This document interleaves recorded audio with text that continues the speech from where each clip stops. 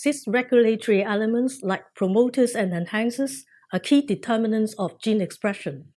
Traditional approaches to study these elements are laborious and often involve the use of heterologous reporter genes.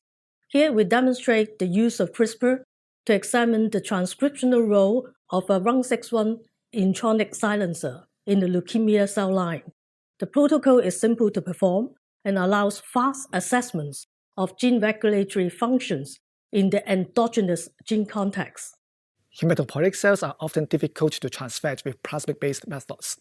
In this protocol, we use electroporation to deliver preassembled Cas9 guide RNA complexes into the cells.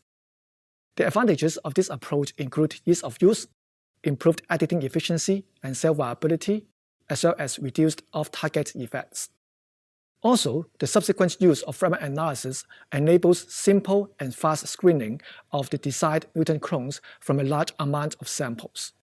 Demonstrating the procedure will be Yuk-Lin, technician from my laboratory.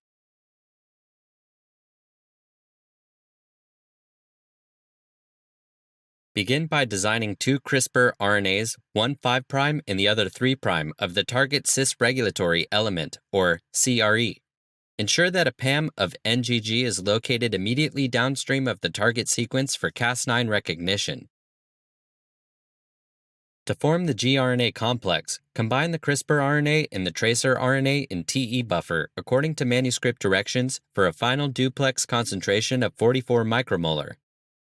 Incubate the mixture at 95 degrees Celsius for 5 minutes and allow it to cool to room temperature.